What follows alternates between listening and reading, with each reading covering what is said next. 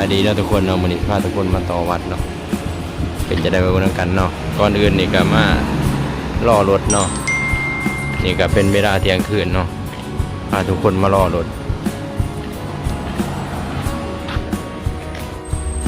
ก่อนสิไปฮะก็มาเซลฟี่ก่อนเนาะอากาศก็ดีพี่น้องเอ้ยรถตู้ทั่วหาแต่เที่ยงคืนพี่น้องก็เกียมเครื่องไปเนาะตอนนี้ก็มาแนวแกงหวังเนาะนั่นก็คือนี่ด้วยเนาะนิดกาแฟเขาก็หยิบมาเลยเนาะพี่น้องเนาะแกงหวังพี่น้องเลยจากนั้นก็ย่างไปจ่ายเงินเนาะวันนี้เนาะหลังจากไรมาเนี่ยก็มานั่งอยู่หน้าเซเว่นทารถตู้อีกต่อไปพี่น้องเลยกลัวสิได้ไปต่อวัดเนาะตัดพามาตอนนี้ก็ขึ้นรถตู้เป็นที่เยี่ยมห้อยเนาะพี่น้องเนาะ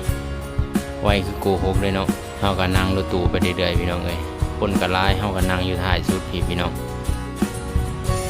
หลังจากมาฮอดเฮาก็เว้าๆนะเว้าดังเนาะลงรถมาเฮาก็มาสวบก๋วยเตี๋ยวเลยเนาะอันนี้ก็เป็นภาพบรรยากาศเนาะตอนเฮาฮอดประมาณ 3 โมงเนาะใกล้สิแจ้งเลยพี่น้องเอ้ยเฮาก็ต้องรอท่าเวลาที่เฮาสิไปต่อวัดอีกเนาะตอนนี้ก็แจ้งเลยพี่น้องเอ้ยเฮากำลังสิไปต่อวัดเนาะไวคือโกหกเลยพี่น้องหลังจากเฮาไปต่อแล้วเฮาก็สิข้ามมาพังขมิ้นเนาะพี่น้องเนาะบอนที่เฮาไปต่อเข้าไว้ท้ายเนาะก็สิตัดภาพมาตอนนี้เลยเนาะอันนี้เป็นพังไทยเนาะพี่น้องเนาะข้ามมาพังนี้เป็นพังขมิ้นพี่น้อง2 ภาคพังเลยเนาะภาพบรรยากาศที่ท้ายมาให้พี่น้องเบิ่งก็สิขาวๆประมาณส่ำนี้เนาะเป็นจังได๋ก็ฝากเป็นกำลังใจให้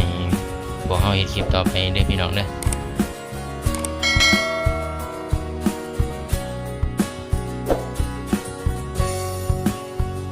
อันนี้ก็เป็นพังขมิ้นนะพี่น้องเนาะหัวมาพังนี้ก็เป็นพังไทยเนาะ2 ภาคพังมีแม่น้ำกันพี่น้องเอ้ยน้ำคลองกันเนาะ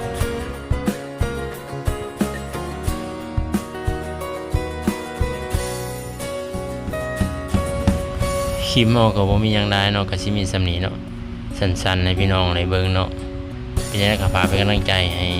พวกเฮาด้วยพี่น้องเพื่อเป็นกำลังใจในการเฮ็ดคลิปต่อไปเนาะตอนนี้เฮาก็ยังรอจำบัตรอยู่เนาะพี่น้องเนาะหลังจากนั้นเฮาก็ออกมาพี่น้องเลยเนื่องจากว่าเฮาถ่ายเบิ่งบ่ได้เนาะเพราะว่าเขาให้ถ่าย